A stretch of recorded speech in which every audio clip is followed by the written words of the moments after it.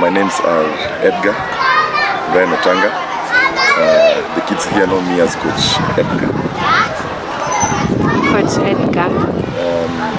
I coach here at Fearless, being a founder of Fearless with a friend of mine called Eric. He used to work here at the children's church, kids church, and we started this in May 2019, and it's been quite a journey because we didn't start with this many children, and initially the majority were from the kids church here, but the target was the less fortunate. And we have a slum over here called Jack City. So they were the main target when we were starting. And fortunately, most of them, because at first there was not the reception wasn't good because they were not like trusting us. But as we kept on coming back, talking to them. Nowadays, every other Saturday we have new children from both the slum and the estates nearby. Nice. I grew up loving football, and at some point I got employed. So I stopped playing my professional at a quite early age because ultimately. When you're playing, you want to go professional and make your money. And here I got a job. So I thought, how can I still be in the sport? I can still play, and I can nurture the next talent. That's how I found myself coaching. Okay. Being around the kids, and seeing progress in the kids. That's the most enjoyable thing about coaching, because if I started with a child who was maybe 0, and then by a certain time there's remarkable improvement, that gives me joy. When one of the kids I started with over here, they relocated, and then he got an opportunity. He's now in the Arsenal Academy. That is one of the joys, because I started with that kid when he was 4 years, actually 3 years, going to 4, and he didn't know anything, but the things that I impacted on that kid, I had a call from one of the coaches in the academy that is in the UK, and he was quite impressed with the work that I'd done with the young man.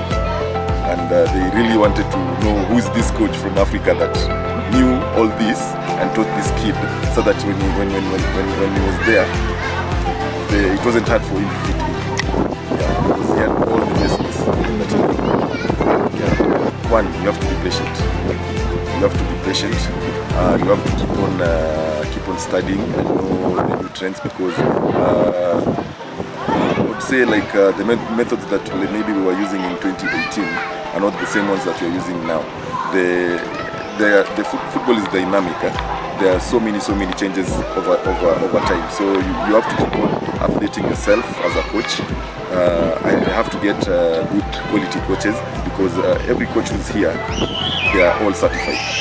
And what I've done personally, because we need quality, I've even paid from my own pocket for them to go to class and to learn, so that we get top-notch coaches for these young ones here over here.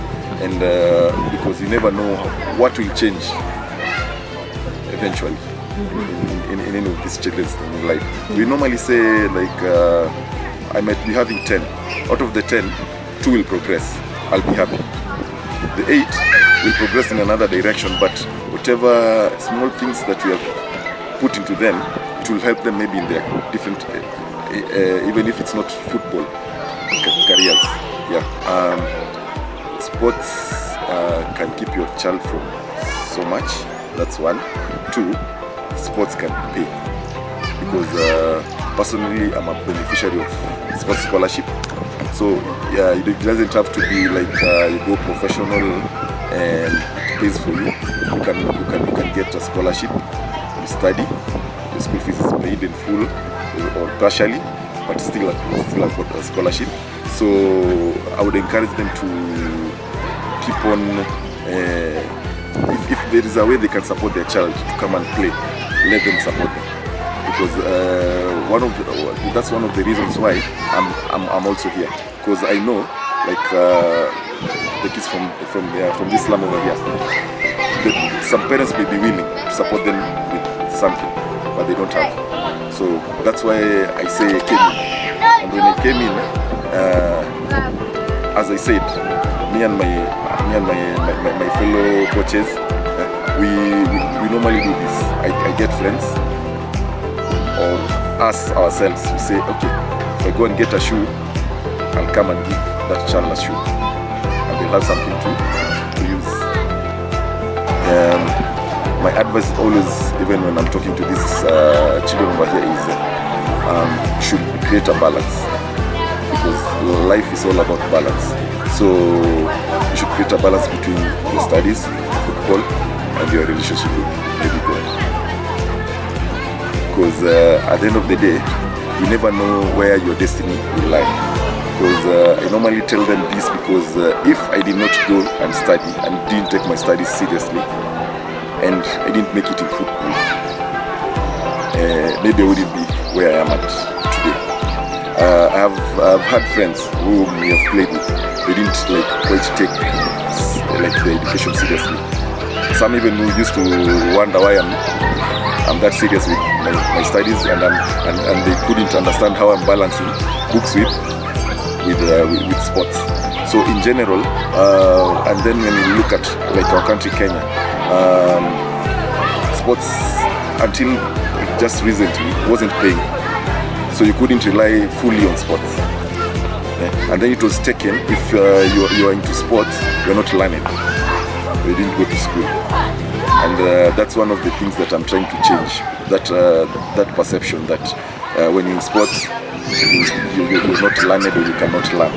Because me personally, I've balanced sports and my education.